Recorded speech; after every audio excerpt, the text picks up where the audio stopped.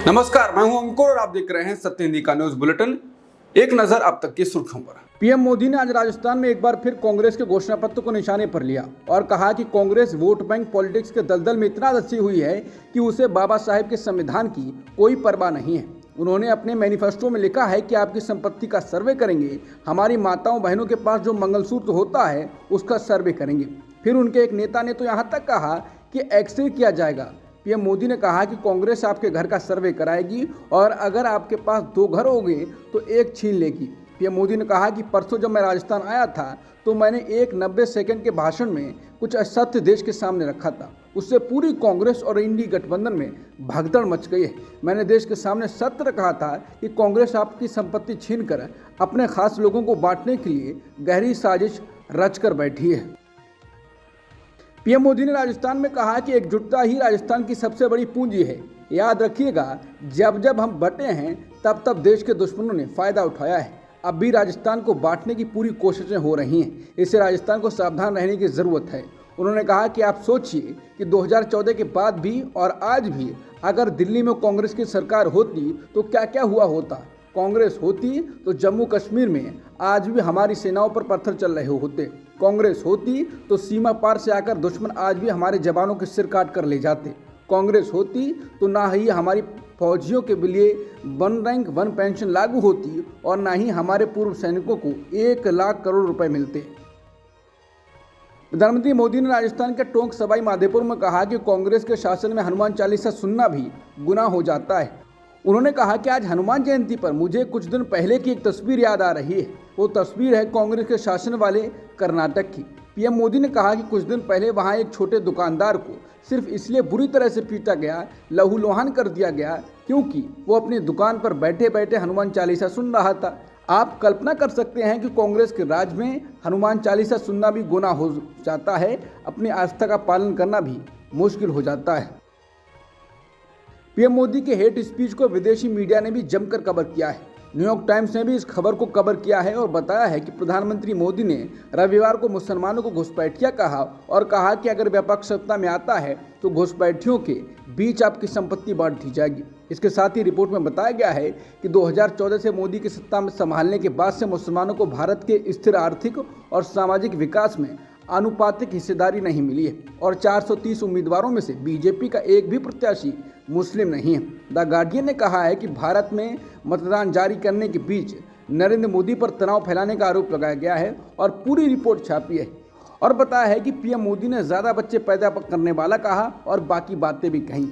इसी प्रकार से CNN, CNA, वॉशिंगटन पोस्ट, अल जजीरा और बाकी विदेशी मीडिया ने भी पीएम मोदी के बयान को बढ़ चढ़कर छापा है।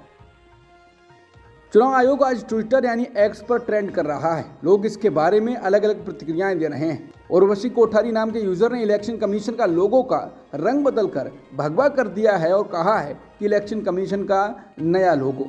पत्रकार अभिषेक शर्मा ने कहा है कि the election commission hall of shame. इसके साथ ही कुछ लोग भारतीय चुनाव आयोग को भारतीय निष्क्रिय चुनाव आयोग भी कह रहे हैं। मोदी के सांप्रदायिक भाषणों पर चुनाव आयोग चुप है और इसको लेकर लोग शिकायतें दर्ज करवा रहे हैं। अभी तक 17,400 लोगों ने चुनाव आयोग से शिकायत की है और मोदी पर कार्रवाई की मांग की है। हालांकि इसके बावजूद भी चुनाव आयोग चुप्पी साधे हुए है और कुछ भी बोलने से इनकार कर रहा है। राहुल गांधी ने अशोक चौहान पर पीएम मोदी के बयान को ट्वीट किया है। जहां 2014 में पीएम मोदी चौहान के खिलाफ बोल रहे होते हैं तो 2024 में उनके समर्थन में और खुशी जाहिर कर रहे होते हैं। तीसरी क्लिप में राहुल गांधी कहते हैं कि जितने भ्रष्टाचारी हैं बीजेपी में जा रहे हैं वो सबसे बड़ी वॉशिंग मशीन चल रही है। राहुल गांधी कहते हैं कि भ्रष्टाचारियों के दाग मिटाने वाली भाजपा को सरकार से मिटाने और हिसाब बराबर करने को जनता तैयार बैठी है। अडानी ग्रुप की कंपनियों में निवेश को लेकर एक अहम मोड़ आ गया है। सेबी ने अपनी जांच में पाया है कि इन कंपनियों में निवेश किए गए 1 दर्जन ऑफशोर फंड डिस्क्लोजर रूल्स का उल्लंघन और निवेश सीमा का उल्लंघन थे। न्यूज एजेंसी रॉयटर्स को जानकारी 2 सूत्रों ने दी है।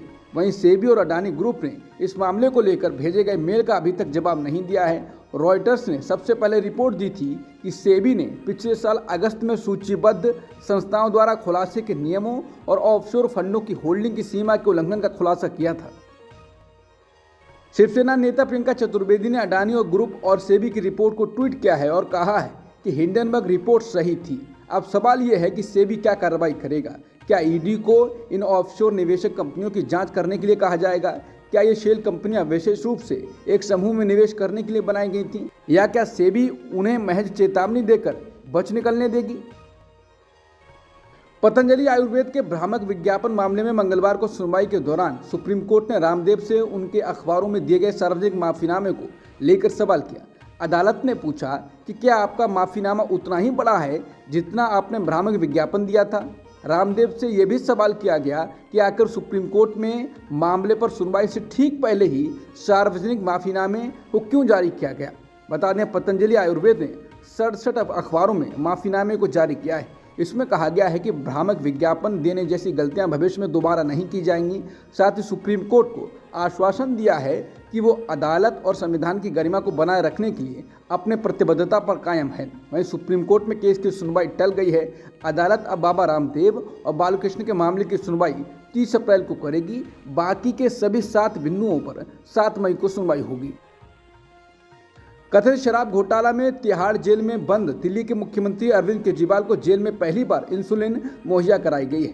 केजरीवाल के शुगर और इंसुलिन की जरूरत को लेकर आम आदमी पार्टी और बीजेपी के बीच जमकर बयानबाजी हो रही है। आम आदमी पार्टी के विधायक और दिल्ली सरकार में मंत्री सौरभ भारद्वाज ने ट्वीट कर इसकी जानकारी दी है। ब्रिटेन के प्रधानमंत्री ऋषि सुनक के रवांडा बिल को औपचारिक तौर पर मंजूरी मिल गई है। ये बिल ब्रिटेन के निचले सदन यानी हाउस ऑफ कॉमन्स में पास हो गया था, लेकिन ऊपरी सदन यानी हाउस ऑफ लॉर्ड्स में अटका हुआ था। अब हाउस ऑफ लॉर्ड्स ने भी विधेयक को पास कर दिया है। शाही परिवार की मंजूरी के बाद ये विधेयक कानून बन जाएगा। रवांडा कानून के जरिए ब्रिटेन सरकार अपने यहाँ शरण लेने वाले कुछ लोगों को मध्य अफ्रीकी देश रवांडा भेजेगी। इस विधेयक की विपक्षी पार्टियों ने जमकर आलोचना की, लेकिन कई दौर की बहस के बाद आखिरकार सोमवार रात विपक्ष ने अपनी आपत्तियां वापस ले ली और बिल पास हो गया। सैन्य अभ्यास के दौरान मलेशियाई नौसेना के 2 हेलीकॉप्टर के आपस में टकराने से 10 लोगों की मौत हो गई। नीचे स्टेडियम में गिरने से पहले हेलीकॉप्टर एक दूसरे से टकराए। ये हादसा मलेशिया के लुमुत में हुआ, जहां नौसेना का अड्डा है। अब तक की सुर्खियों में इतना ही। बाकी खबरों के लिए बने रहिए सत्यहिंदी.com के साथ।